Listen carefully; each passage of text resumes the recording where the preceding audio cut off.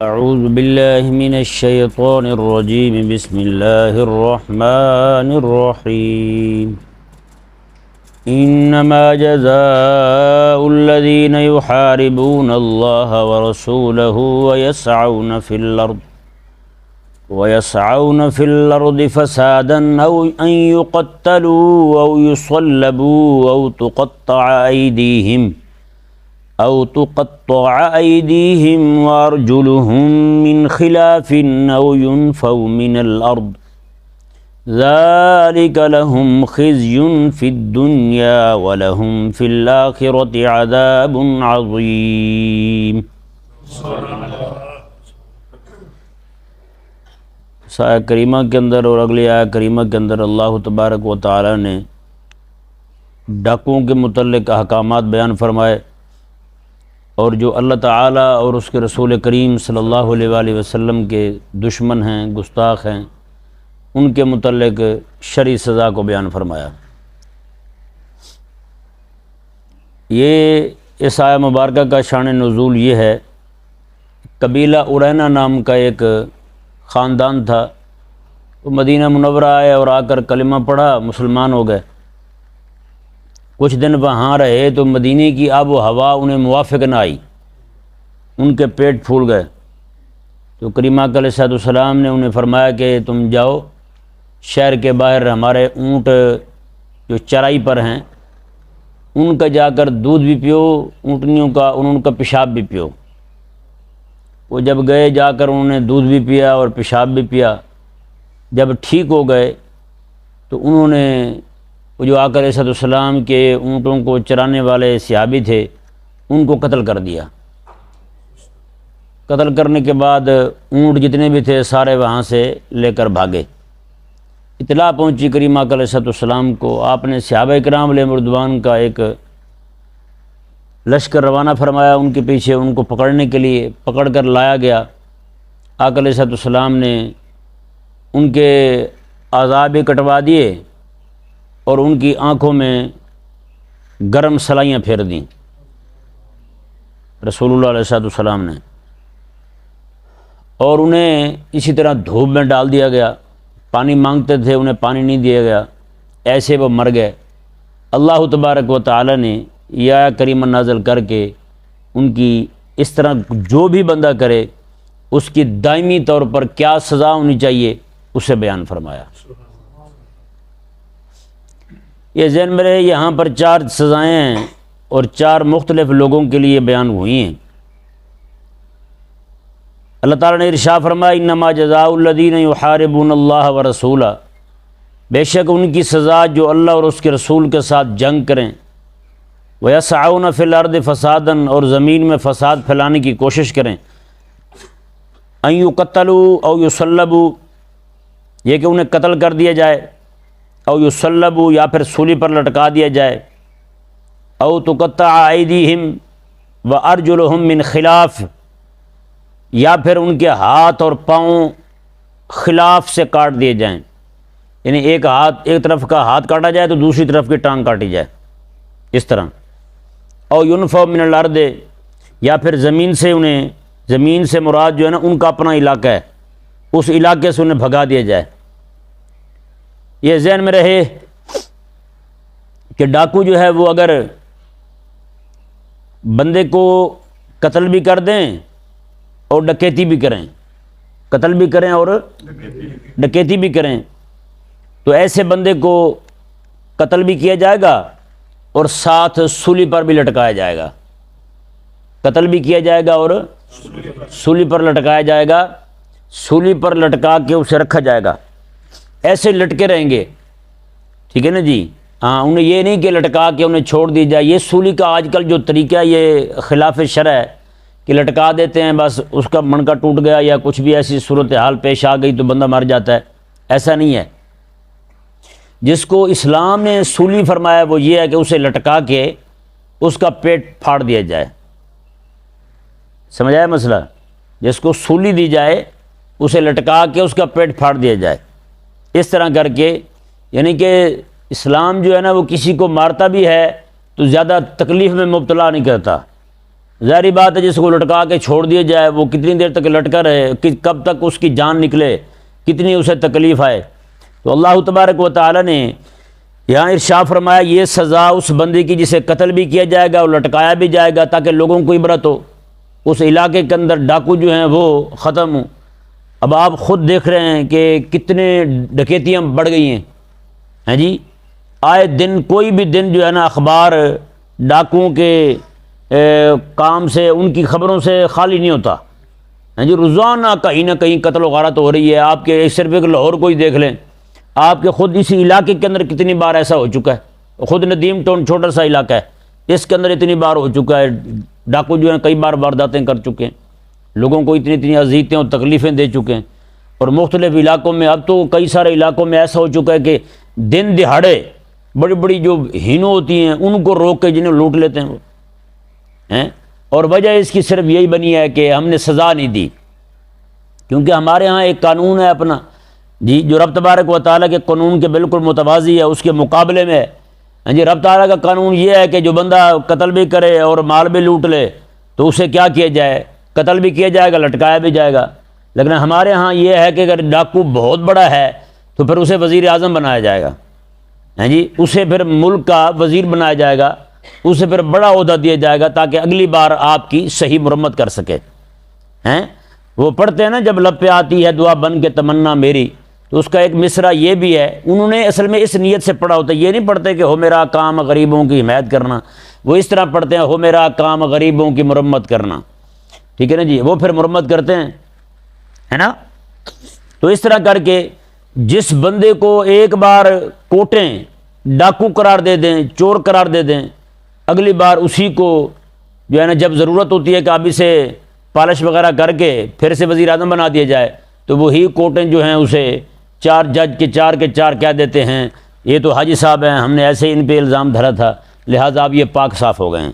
وہ پھر 2 سال کے لیے اسے وزیر اعظم بنایا گیا، 2 سال کے بعد پھر وہ ذلیل چور بن جاتا ہے، وہ نہیں پھر ثابت ہو جاتا ہے یہ تو پھر چور نکلا جی، وہ پھر اندر، اس طرح کر کے حال چلتا رہتا ہے۔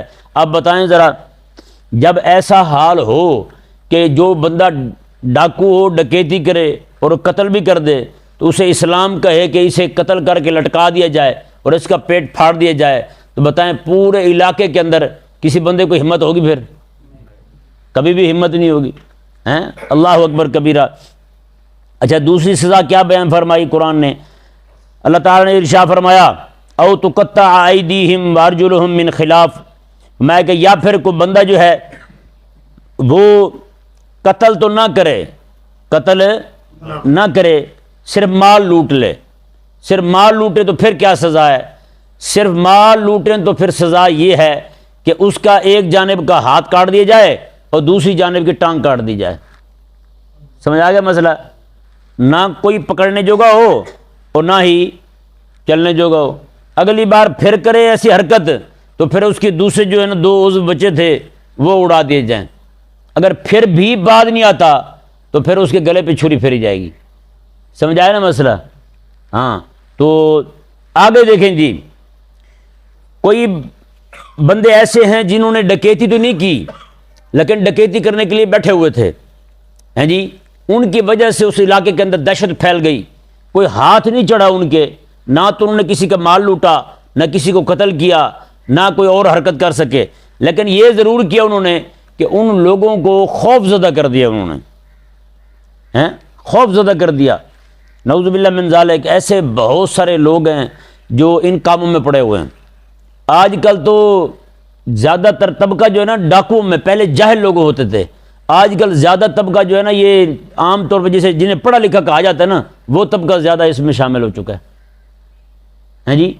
کئی سارے، میں اس بار جب میں گھر گیا رمضان شریف سے 2 دن پہلے تو ایک لڑکا میرے ساتھ بیٹھا تھا، وہ بہاڑی کے آگے ایک علاقہ آتا ہے محمد شاہ، وہاں کا رہنے والا تھا۔ وہ مجھے کہنے لگا کہ اس کا ایک دوست تھا، کہتا جی ہم دونوں پڑھتے تھے کالج میں، یونیورسٹی میں، تو وہ کہتا ہے یار نوکریاں ملتی نہیں یہاں، تو کیوں نہ ہم دونوں مل کر کے چوری اور ڈکیتی کا کام کریں، ٹھیک ہے نا۔ وہ کہنے لگا میں نے اسے کہا کہ یہ کام مجھ سے نہیں ہو سکتا، بھئی میرے ماں باپ بوڑھے ہیں، ایک بار میں پکڑا گیا میرے ماں باپ بیچارے ذلیل ہو جائیں گے۔ کہتا لیکن وہ لڑکا باز نہیں آیا، کہتا جی اس نے پھر اتنی ڈکیتیاں کی، اتنی چوریاں کی کہ وہ پورے علاقے کا ماسٹر مشہور ہو گیا ڈاکوؤں کا۔ اور جس دن وہ مجھے قصہ سنا رہا تھا اس سے پچھلی رات کا قصہ اس نے مجھے سنایا، کہنے لگا پچھلی رات جو گزری ہے اپنے سگے چچا کے گھر اس نے چوری کی ہے، اور اس کے 3-4 بیل تھے اور گائیں تھیں، وہ لے کے اڑ گیا وہاں سے۔ بتائیں کہاں سے پڑھا ہوا؟ یونیورسٹی سے پڑھا ہوا لڑکا۔ بتائیں اب یہ جو طبقہ ہے نا یہ بہت زیادہ آگے جا چکا ہے۔ یہاں پہ نہ ماؤں بہنوں کی عزتیں محفوظ ہیں، نہ ان کے جناب کوئی اور شے محفوظ ہے۔ ایسے لوفر قسم کے لڑکے جو ہیں اس طرح کے مارکیٹ میں آئے ہیں، نعوذ باللہ من ذالک، جگہ جگہ کوئی بھی بندہ محفوظ نہیں ہے، یہاں پہ کوئی بھی بندہ محفوظ نہیں۔ ایک بار ہمارے ساتھ ایسا ہوا کہ ایک جگہ سے بیان کر کے میں واپس آ رہا تھا تو گاڑی موٹر وے پہ آ رہی تھی، ہم نے خود کہا کہ بھائی گاڑی اس پہ جائیں گے جو موٹر وے پہ جائے۔ اب ہوا یہ کہ سارے بیچارے جتنے بھی تھے تھکے ہوئے تھے، رات کا وقت تھا، سارے لوگ سو گئے، تو ڈرائیور جو تھا اس نے گاڑی نیچے اتار لی۔ پنڈی بھٹیاں آپ نے سنا ہوگا، اس علاقے میں پہنچے، اس سے نیچے موٹر وے سے نیچے جا رہے تھے، موٹر وے ساتھ ہی تھی، ہم ویسے نیچے تھے۔ تو راستے میں جناب ہم تو سوئے ہوئے تھے، میں اور میرے ساتھ 3 بندے اور تھے، وہ بھی علماء تھے۔ پچھلی جو آخری سیٹ تھی نا وہاں بیٹھے ہوئے تھے، پنجاب یونیورسٹی کا پروفیسر تھا، پیچھے سے جو سیکنڈ لاسٹ جسے کہہ لیں اس سیٹ پہ ہم تھے، ہم سے پیچھے پروفیسر تھا ایک پنجاب یونیورسٹی کا۔ وہ جناب اس کو 2 موبائل تھے اس کے پاس، بڑے والے، وہ ٹچ والے ہوتے ہیں، وہ والے موبائل، وہ ایک نکالے کان کو، دوسرا پھر لگائے، وہ اپنی کوئی اسٹوڈنٹیں تھیں اس کی لڑکیاں، ان کے ساتھ باتیں کر رہا ہے، ان کو کوئی بتا رہا ہے تھیسس کے بارے میں، کسی کو کچھ بتا رہا ہے، کسی کو کوئی، بڑی یعنی کہ کھلے ڈلے ذہن کا تھا بندہ، وہ بولے جا رہا تھا، اور داڑھی سفید، اور یہاں سے صرف اتنا سارا لگا ہوا تھا، یہ چھوٹی سی داڑھی تھی اس کی۔ اب اس کی کوشش تھی کہ کسی نہ کسی طریقے سے آگے جاؤں میں۔ وہ چلتا چلتا بالکل اس جگہ جا بیٹھا جہاں دروازے سے اندر داخل ہوتے ہیں نا، وہ پہلے والی جگہ، پہلی سیٹ ہوتی ہے، وہاں جا بیٹھا۔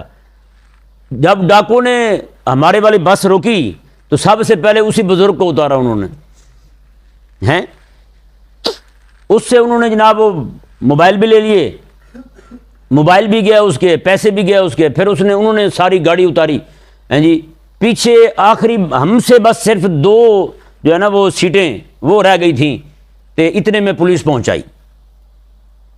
پولیس جو ہے وہاں سے 1 ایکڑ دور کھڑی تھی، اتنی دور، یعنی 1 ایکڑ دور تھی پولیس، اور ڈکیتی کرتے ہوئے انہیں کو 2.5-3 گھنٹے ہو گئے تھے۔ 40 سے 50 گاڑیاں انہوں نے لوٹیں، کاریں علیحدہ لوٹیں، بڑے بڑے ٹرک علیحدہ لوٹے انہوں نے۔ وہ ہوٹل تھا اور مہمان نواز اتنے تھے، جس بندے کو بھی لوٹتے اسے کہتے چل ہوٹل پہ روٹی کھاتا ہوں، جی اسے روٹی کھلاتے۔ ہماری باری آئی تو انہوں نے جناب کیا کیا، وہ جو تھے یعنی کہ پولیس والے وہ کھڑے ساتھ ہی تھے، سلام دعا تھی ان کی، انہوں نے کہا بھی آنا نہیں آپ نے، اتنے بندے فون کریں کسی کا فون نہیں اٹھائیں۔ بس میں ایک بندہ ان کا ڈاکو اندر داخل ہوا، اس نے کہا بھی خبردار کسی نے کو فون نہیں کرنا کسی کو، اپنے موبائلوں سے سمیں اپنی نکال لیں، جی موبائل آپ نے ہمیں دینے اور پیسے دینے، سمیں نکال لیں اپنی۔ چلو بھی سم نکال لی سب نے۔ اب تقریباً ہماری والی بس جو تھی وہ اگلے سارے چلے گئے، سب سے لے لیا انہوں نے، وہ انہوں نے توڑے بھر لیے اکیلے موبائلوں کو یار۔ 40-50 بسیں آپ اندازہ لگائیں، اتنی گاڑیاں، کاریں علیحدہ، سارا کچھ، کسی کے پاس کچھ نہیں ہے۔ آگے پولیس ناکہ لگا کے کھڑی ہے، پولیس والوں کو کوئی پتہ نہیں ہے یار اتنی جو ٹریفک چلتی ہے یہاں کوئی آ ہی نہیں رہا، کدھر چلے گئے سارے ہیں؟ وہ پولیس والے آئے، آ کے جناب وہ سارے اب سیدھے ہو گئے ڈرائیور کو، ہاں بھی تو نیچے کیوں آیا، تیرے ساتھ تو بات ہوئی تھی تو اوپر جائے گا، ڈرائیور جو ہے نا وہ بس آئیں بائیں کرنے لگا۔ پولیس والے نے اسے 2-3 ماں بہن کی سنائیں اور ساتھ اسے 2 تھپڑ مارے، ڈرائیور بھی معاف، اس کے سارے گناہ معاف ہو گئے صرف 2 تھپڑوں سے، 2-3 تھپڑوں سے، ہیں جی۔ اور وہ پولیس والوں نے اور ڈاکو نے جناب مل کے جناب پولیس والوں نے اوپر کو فائر چھوڑے، وہ جو ڈاکو تھے انہوں نے جناب بس کی طرف فائر چھوڑے، جس بس میں ہم بیٹھے ہوئے تھے، ایسے اوپر سے کر کے نا شیشے کے اندر سے ایک شیشے سے گولی داخل ہوئی، دوسرے سے باہر نکل گئی، اس طرح کا یہ حساب ہو۔ تو یہ اب ذرا اندازہ لگائیں کہ اتنے بڑے پیمانے پر ڈکیتی ہو رہی ہے اور پولیس صرف 1 ایکڑ کے فاصلے پر کھڑی ہے۔ تو پھر وہ سارے کے سارے بھاگ بھی گئے جی ڈاکو، ایک بھی نہیں پکڑا گیا. جتنا کچھ لوٹا تھا انہوں نے مال اسباب اور پیسے وغیرہ سارے لے کے بھاگ گئے. کسی سے 1 روپیہ بھی برآمد نہیں ہوا کسی غریب کا. اور ہمارے بس میں جو بیچارے تھے سارے، وہ پروفیسر صاحب بیچارے واپس آئے، مجھے کہنے لگے حافظ صاحب مبارک ہو، آپ بچ گئے ہیں، مجھے موبائل دے، میں نے فون کرنا ہے.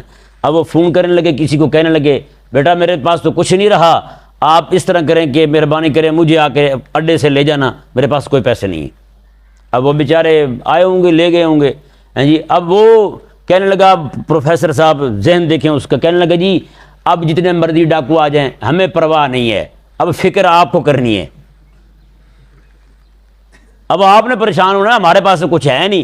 میں نے کہا آپ پریشان نہ ہوں، ان کے پاس نا صرف انہیں ضرورت لینے کی نہیں ہوتی، ان کے پاس پستول بھی ہوتا ہے گولی مارنے کے لیے، چھاتی آپ کے پاس موجود ہے. ٹھیک ہے نا.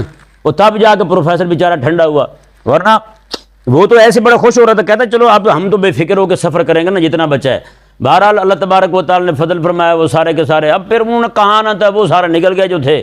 اب ڈرائیور نے بھی جناب گاڑی ڈالی موٹر وے پہ، وہاں سے واپس آ گئے. یہ تو حالات ہیں بھائی. ہیں جی اتنی بالکل پولیس ساتھ کھڑی ہے اور اتنا بڑا جناب وہاں پہ معاملہ ہو جائے، لوگوں کو جناب لوٹا جائے، مارا جائے، چپیٹیں ماری جائیں. ہیں جی پستول الٹے کر کے جو بھی بندہ آگے سے بات کرتا اسے سینک دیتے. ٹھیک ہے نا. اس طرح کا معاملہ ہوتا رہا. اور بندے اتنے کہ جتنی بھی گاڑیاں پیچھے روک رہے ہیں ہر گاڑی میں ان کا ایک بندہ کھڑا تھا. اتنے بندے تھے. وہ ہماری گاڑی میں جو بندہ کھڑا تھا ایسا ذلیل، اس کا منہ ڈرونا لگے ایسا جیسے کوئی میلے سے کتا لڑ کے آیا ہوا ہے. ہیں جی ایسے میں صحیح بتا رہا ہوں، ایسا اس کا منہ ڈرونا تھا. اس طرح کے لوگ جو ہوتے ہیں نا ان کی شکلیں بگڑ جاتی ہیں حرام خوری کی وجہ سے. ہیں جی جو آقا علیہ السلام کی امت کو بے جا تنگ کریں گے تو بتائیں ان کے چہروں پہ نور آئے گا؟ ان کے چہروں پہ جناب کو انسیت کے آثار ظاہر ہوں گے؟ کبھی بھی نہیں ہو سکتا. ان کے چہرے جو ہیں خونخوار درندے جیسے ہو جاتے ہیں. تو اللہ تبارک و تعالی نے جو سزا بیان فرمائی ہے قسم خدا کی، اللہ تعالی نے قرآن پاک میں ارشاد فرمایا کہ یہ جو قصاص ہے نا، قصاص اس میں حیات ہے. قصاص میں کیا ہے؟ حیات ہے. کیونکہ جس نے ایک کو قتل کیا نا، اگر اسے چھوڑ دو گے تو وہ کئیوں کو قتل کرے گا. میں جس نے ایک کو قتل کیا اسی کو قتل کر دو، اس میں تمہاری زندگی ہے.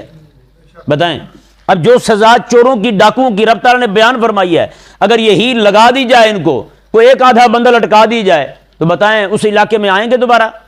کبھی بھی نہیں آئیں گے. آج کل تو ویسے ٹی وی کا ماحول ہے بھائی، 2-4 ڈاکو پکڑ کے لٹکائے جائیں، ان کی جناب مووی چلا دی جائے ہر طرف، ہیں سب کے کان کھڑے ہو جائیں گے. خلاق کائنات نے ارشاد فرمایا، یہ مبارکہ بس ترجمہ دیکھیں اس کا، او ينفوا من الارض، انہیں زمین سے نکال دیا جائے. زمین سے نکالنے کا مطلب یہ ہے جس علاقے میں رہتے ہیں اس علاقے سے نکال دیا جائے. کریم آقا علیہ السلام کے صحابی حضرت سیدنا عبداللہ بن عباس رضی اللہ تعالی عنہما ارشاد فرماتے ہیں، اور حضرت عبداللہ بن عباس رضی اللہ تعالی عنہما کے عین فتوے کے مطابق امام ابو حنیفہ کا مسلک ہے. آپ فرماتے ہیں کہ اسے ایک علاقے سے نکالیں گے نا، دوسرے علاقے میں جائے گا، وہاں جا کے پھر وہی کام کرے گا. ہیں جی وہ کہتے ہیں چور چوری سے جاتا ہے، ہیرا پھیری سے نہیں جاتا. وہ وہاں سے جائے گا، کسی اور علاقے میں جائے گا، وہاں یہی کام کرے گا. تو فرماتے ہیں کہ اس کا بہترین طریقہ جو ہے نا اسے توبہ طائب کرانے کا یہ ہے، اسے جیل ڈال دیا جائے. ایسا ڈاکو جس نے ابھی تک ڈکیتی نہیں کی، کچھ لوٹا نہیں ہے، کسی کو مارا نہیں ہے، کسی کو تکلیف نہیں دی، ناکہ لگا کے بیٹھے ہوئے تھے، پکڑے جائیں تو ان کی سزا یہ ہے، ان کو جیل ڈال دیا جائے. جب تک توبہ نہ کر لیں اور ان کی توبہ کے آثار ظاہر نہ ہو جائیں تب تک انہیں نہ چھوڑا جائے. سمجھ آ گیا مسئلہ؟ اور یہ آپ کے ذہن میں رہے، ہمارے دور کی جو جیلیں ہیں وہاں جتنے بھی لوگ جاتے ہیں نا جی، شریف بھی جائیں تو تقریباً ڈاکو بن کے آتے ہیں، وہاں سے تربیت پا کے آ رہے ہیں. سمجھ آیا نا مسئلہ؟ وہاں ایسے ایسے گینگسٹر بیٹھے ہوئے ہیں جو باقاعدہ تربیتیں دیتے ہیں، ٹریننگ دیتے ہیں کہ تم نے باہر جا کر کیا کرنا ہے اور کیسے کرنا ہے. سمجھ آیا مسئلہ نہیں ہے؟ اللہ تبارک و تعالی نے ارشاد فرمایا، ذالک لہم خزی فی الدنیا، یہ ہے ذلت ان کی دنیا کے اندر. یہ کیا ہے؟ یہ ذلت ہے ان کے لیے دنیا کے اندر. وَلَهُمْ فِي الْآخِرَةِ عَذَابٌ عَظِيمٌ، اور آخرت میں تو ان کے لیے بہت بڑا عذاب تیار ہے. ہیں جی اس سے ان ائمہ کا ایک جو گروہ ہے جو یہ کہتے ہیں کہ سزا پانا جو ہے نا، یہاں سزا لگ جائے ڈاکو کو، چور کو، کسی بھی بندے کو، سزا پانا جو ہے اس کے گناہ کا کفارہ نہیں بنتا. ایک ائمہ کا ایک گروہ ہے، ان کی یہ بہت بڑی دلیل ہے کہ اللہ تعالیٰ نے ارشاد فرمایا کہ یہ سزا ہے دنیا میں، قتل بھی ہو گیا پیٹ بھی پھاڑا گیا، یا جناب وہ اس کے خلاف سے پاؤں، ایک طرف سے کا پاؤں، ایک طرف کی بازو کاٹ دیا گیا، رب تعالیٰ نے ارشاد فرمایا، یا پھر اسے جیل ڈال دیا گیا، رب تعالیٰ نے ارشاد فرمایا یہ سزا ہے اس کی دنیا کی، آخرت میں عذاب تیار ہے۔ مطلب کیا ہے؟ یہ سزا پا کے بھی بندے کی معافی نہیں ہے جب تک کہ توبہ نہ کرے۔ سمجھا گیا مسئلہ؟ یہ آیت مبارکہ کا انداز دیکھیں، ذالک لہم خزی فی الدنیا، فرمایا یہ ان کے لیے سزا ہے دنیا میں، ولہم فی الآخرۃ عذاب عظیم، اور ان کے لیے آخرت میں بہت بڑا عذاب تیار ہے۔ الا الذین تابوا من قبل ان تقدروا علیہم، اللہ اکبر۔ اللہ تعالیٰ نے ارشاد فرمایا اے حکمرانوں، اس سے پہلے کہ تم اسے پکڑو، گرفتار کرو، تمہارے گرفتار کرنے سے پہلے پہلے وہ ڈاکو توبہ کر لے۔ ڈاکو کیا کر لے؟ توبہ کر لے۔ رب تعالیٰ نے ارشاد فرمایا فَاعْلَمُوا أَنَّ اللَّهَ غَفُورٌ رَحِيمٌ، تو یقین کر لو اللہ بھی بخشنے والا مہربان ہے۔ ہیں جی، یہ صورتیں جو بیان ہوئی ہیں یہ اس کی گرفتاری کی بیان ہوئی ہیں۔ گرفتار ہو گیا ہے، مثال تو اس نے کوئی چوری کی تھی، ڈکیتی کی تھی، اور وہ گرفتار ہونے سے پہلے پہلے وہ توبہ کر لیتا ہے، اور اس کا پتہ بھی نہیں ہے کسی کو کس نے جناب ڈکیتی کی ہے، چوری کی ہے، ہیں جی، تو اس بندے کی توبہ کرنے پر معافی ہو جائے گی، لیکن جو بندے کا حق مارا ہے نا وہ حق اسے ضرور دینا ہوگا۔ جس کا حق مارا ہے اس کو حق ضرور دینا ہوگا۔ ایک بہت بڑے امت کے بعد میں بڑے بزرگ بنے، حضرت فضیل بن عیاض رحمہ اللہ، ٹھیک ہے نا، حضرت فضیل بن عیاض رحمہ اللہ، آپ اپنے وقت کے پہلے، توبہ سے پہلے بہت بڑے چور بھی تھے اور ڈاکو بھی تھے، ٹھیک ہے نا۔ ایک رات ان کے بندے جو ہیں وہ چوری کرنے گئے تو آگے سے پکڑے گئے۔ انہوں نے کہا کہ تم یہ بتاؤ کہ تمہارا وڈیرا کون ہے؟ انہوں نے کہا ہمارا وڈیرا جو ہے نا وہ فضیل بن عیاض ہے۔ انہوں نے کہا وہ کہاں ہے؟ انہوں نے کہا وہ دریا کے کنارے نماز پڑھ رہا ہے، ساری رات نماز پڑھتے ہیں وہ، اور ہم ڈکیتی کرتے ہیں، چوری کرتے ہیں، جب ہم سارا مال وہاں لے جاتے ہیں وہ ہمیں بانٹ کے دیتے ہیں، پھر وہ بھی گھر چلے جاتے ہیں اپنا حصہ لے کے، ہم اپنے گھر چلے جاتے ہیں۔ انہوں نے کہا بڑا عجیب بندہ ہے۔ جب آئے نا آپ کے پاس، آگے کہا ہاں جی یہ کون سی نمازیں ہیں آپ کی؟ آپ نمازیں پڑھ رہے ہیں اور بندوں کو چوری کے لیے بھیجا ہوا ہے۔ انہوں نے کہا یار قرآن نہیں پڑھا تم نے، کہ اللہ تعالیٰ نے قرآن کریم میں ارشاد فرمایا ہے والذین اختلطوا عملا صالحا وآخر سیئا عسى اللہ ان یتوب علیہم، فرمایا کہ وہ لوگ جنہوں نے نیکیاں بھی کی ہیں، گناہ بھی کیے ہیں، ساتھ نیکی بھی کرتے رہے ہیں، اللہ تعالیٰ ان کی نیکی کی برکت سے ان کو گناہ سے توبہ کی توفیق عطا فرمائے گا۔ تو اگر میں گناہ کر رہا ہوں تو ساتھ نیکی بھی کر رہا ہوں، ممکن ہے اللہ تعالیٰ مجھے توبہ کی توفیق عطا فرمائے۔ بس پھر وہی حضرت فضیل بن عیاض رحمہ اللہ توبہ جب کی نا انہوں نے، پھر یاد آیا کس کس کا کیا کیا لوٹا تھا، سارا واپس کرنے کے لیے روانہ ہوئے جی۔ ایک ایک بندے کو، ایک یہودی تھا اس کا بھی کچھ چوری کیا تھا، ہیں جی، وہ جب گئے اسے دینے کے لیے نا، اب وہ یہودی جو ہے نا وہ شش و پنج میں پڑ گیا، پتہ نہیں اس نے توبہ سچی کی ہے یا نہیں کی۔ اس نے کہا اچھا، اس نے باہر بٹھایا، اس نے کہا میں آتا ہوں۔ اس نے آ کر کے ایک تھیلی پکڑی، تھیلی کے اندر ٹھیکریاں ڈالی، ڈالنے کے بعد ایک جگہ رکھ دی، اور حضرت فضیل بن عیاض کو کہا اوے جا فلاں جگہ نا سونے کی ڈلیاں پڑی ہوئی ہیں تھیلی کے اندر، وہ لے کر آ۔ حضرت فضیل بن عیاض گئے اور جا کر کے وہ تھیلی اٹھائی، آ کر کے اسے دی، اس نے جیسے کھولی سونے کی ڈلیاں تھیں اس میں، کلمہ پڑھ کے مسلمان ہو گیا۔ آپ میں تجھے کیا ہوا ہے؟ اس نے کہا آج مجھے تیرے نبی کے سچے ہونے کا اور تیری توبہ کے سچے ہونے کا یقین ہو گیا ہے۔ انہوں نے کہا وہ کیسے؟